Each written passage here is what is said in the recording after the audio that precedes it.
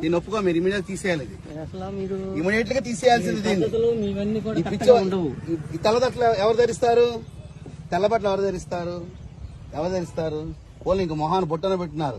మన దాదీలు కొంతమంది అది కూడా పెట్టుకోవట్లేదు. అదే స్టిక్కర్ పెట్టుకున్నారు. అదన్నా అందుకని సనాతన భారత హైందవ ధర్మం ఏం చెప్పిందో అది పాటించే ఋషిష్యులు అందరం. కాబట్టి మీరు ఇప్పుడు భగవంతుడు పుట్టాడు, ఇలా వచ్చాడు, 5000 సంవత్సరాల తర్వాత ఇదంతా సృష్టి అంతా ఉండదు, ఈ పిచ్చి మాటలు మాట్లాడే వ్యవహారం ఉంటే కుదరదు. కాబట్టి మీరు చక్కగా తీసేసుకోవడం మంచిది. శివలింగం పెట్టారు స్వామిని, చక్కగా పెట్టుకోండి. డబ్బులు వసూలు చేసుకుంటే చేసుకోండి, మాకు అభ్యంతరం లేదు. ఎంత డబ్బు కానీ వసూలు చేసుకోండి. కానీ ఇక్కడ పిచ్చి స్టోరీ చెప్పి పిచ్చి వ్యవహారం నడిపితే మాత్రం ఖచ్చితంగా ఒప్పుకోమమ్మా. అంటే కాదమ్మా, మీకు తెలుసు సమాజంలో ఎంత వ్యతిరేకత వస్తుందో మీ సంస్థ కూడా తెలుసు. మరి ఏం చేద్దామని ఏది పెడతారు? డబ్బులు ఎక్కువైతే ప్రజలకు వచ్చుగా. యాచకులు బోళ్ళు మంది ఉన్నారు, ఇబ్బందులతో పడి ఉన్నారు. మేమే చేయాలంటే ఆర్పాటు, ఇంతమంది స్వాములు వచ్చి ఈ ఆర్పాటాలు ఏంటి, ఇవన్నీ ఏంటి, ఎంత ఖర్చు దీనికి? ఎక్కడి నుంచి వస్తాయి డబ్బులు మీకు? ప్రజల నుంచి ఇస్తారు. దేనికి ఇస్తారు? ఈ ఆర్పాటాల కోసం, సమాజం కోసం పనిచేయమని చెప్పారా? చెప్పండి అమ్మా. ఇప్పుడు మెయిన్ నేను డాక్టర్ నండి. ఓకే, చేశానంటే positive health exhibition, drug addiction, నష్టముక్తి అభియాన్. అంటే అందరూ కూడా శివుని ముందు ప్రతిజ్ఞ చేయడం, ఇప్పటి నుంచి మేము అంటే దుర్వ్యసనాల నుండి, దుష్ప్రభావాల నుండి దూరంగా ఉంటాం. పుష్కర స్నానం చేశారమ్మా? చేశారు. మీరు మాత్రం దయచేసి మేము వాళ్ళు ఇక్కడ ఉంటారు. ఏ మాత్రం గనక దేవుడి గురించి చెప్పుకోండి, శివుడి గురించి చెప్పుకోండి, నారాయణ గురించి చెప్పుకోండి, ఋషి సాంప్రదాయం చెప్పుకోండి. కానీ మీ యొక్క దాడ్యం తీసుకొచ్చి ప్రజల మీద రుద్దితే మాత్రం ఇది కొత్త క్రిస్టియన్ మతంలో కొత్త మతంలో తయారైంది. మీది ఇది క్రిస్టియన్ మతంలో కొత్త మతంలో తయారైంది. ఇది కరెక్ట్ కాదు కదా. మీరు ఇది చేస్తారు, కన్ఫ్యూజ్ చేస్తున్నారు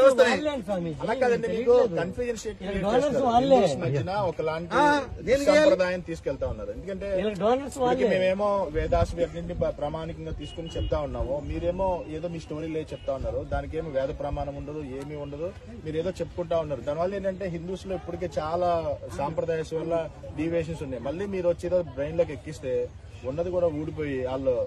మేము గ్రామాల్లోకి వెళ్తున్నాం, పట్టణాలకు వెళ్తున్నాం, ప్రజల్లోకి వెళ్తున్నాం, లక్షల మంది కలుస్తున్నాం.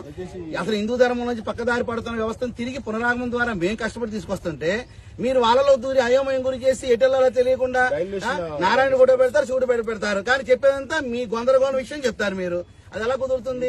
కన్ఫ్యూజన్. మేము మాట్లాడాము, మేము క్వాలిఫైడ్స్ అందరూ కూర్చొని మేము మాట్లాడాము. నన్ను పిలిస్తే నేను రాలేదు. నన్ను పిలిస్తే ప్లేట్ టికెట్ పంపించాను, చించి అవతల పారేసి నేను రాలేదండి అక్కడ కార్యక్రమానికి. కొంతమంది వచ్చారు. మాస్టర్స్ చదువుకున్నాం, మీరు చాలా కన్ఫ్యూజన్ స్టేట్ లో తీసుకెళ్తున్నారు. ఎందుకంటే పబ్లిక్ ని, భక్తుల్ని అప్పటికే చాలా కన్ఫ్యూజన్స్ ఉన్నాయి. మళ్ళీ మీరు కొత్త కన్ఫ్యూజన్ తీసుకెళ్లి వాళ్ళని అసలుకి ఏమి బాబు వద్దురా బాబు మేము అంటున్న పరిస్థితి తీసుకొస్తుంది. అందుకని మీ ఫిలాసఫీ ఏం చెప్పకుండా దయచేసి ఇట్లాంటి విగ్రహారాధన నేర్పించి వాళ్ళకి ఫిజికల్ ప్రాక్టీస్ నేర్పించండి. మీరు డాక్టర్ కదమ్మా, ఏది కావాలంటే చేసుకోండి, ఏది కావాలంటే చేసుకోండి. కానీ మీ యొక్క సిస్టమ్ మాత్రం ఇక్కడ ప్రవేశపెట్టబాకండి. రేపు కలియుగాంతం ఇలా అయిపోతుంది. ఎందుకు అవుతుందండి? పని లేదా, పని పాడలేదా? ప్రతి దేవుళ్ళు, ప్రతి వ్యక్తిలో జీవుడిలో పరమాత్మ అనుకున్నాం కదా, ఉన్నారు కదా. కలియుగాంతం ఎందుకు అవుతుంది? మీరు ఎలా నిర్ణయిస్తారు? మీకు హక్కు ఉంది నిర్ణయించడానికి. అంటే మనకన్నా ముందు పుట్టిన వాళ్ళని రద్దుపరచాలి, మీ మాట వినాలా? మీ మాట ఎందుకు వినాలమ్మా? చెప్పండి.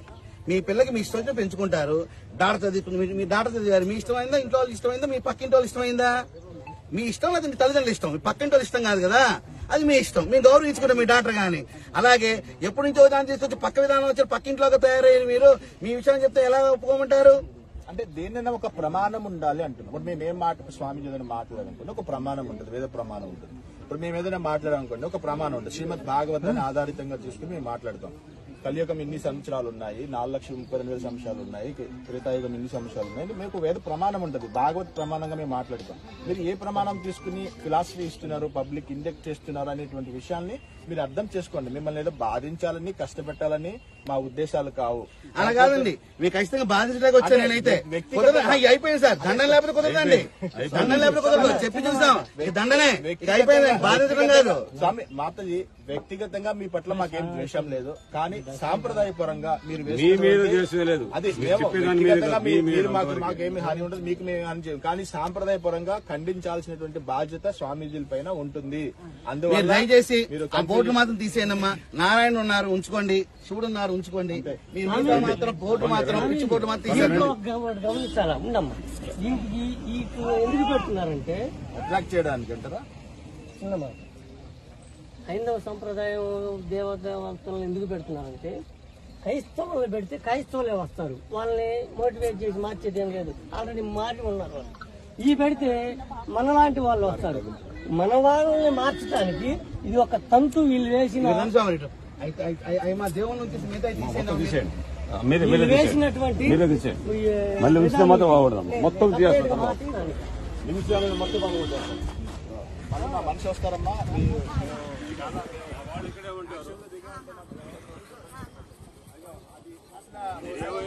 ఎక్స్ప్లెయిన్ చేయండి నాకు. మీరు రండి, అగో ఆ సిస్టమ్ ఎక్స్ప్లెయిన్ చేయండి నాకు. తెలుగు కనపడుతుంది చూడండి మధ్యలో. పెద్ద స్ట్రాష్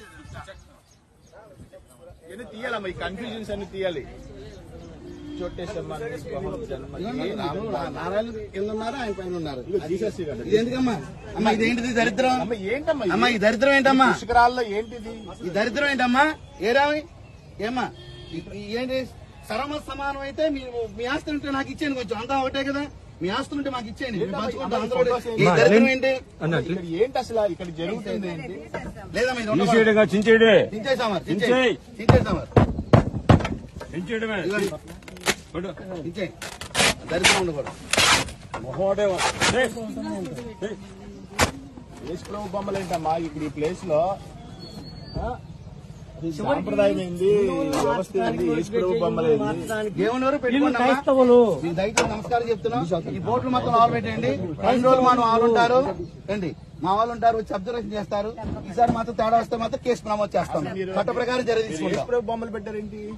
ఏ చరిత్ర ఇది ఎందుకమ్మా? అట్లా ఎందుకని వాళ్ళు పెట్టారు. జీసస్ వాళ్ళ నుంచి డొనేషన్లు క్రైస్ట్ ఫోటో ఎందుకు పెట్టారు?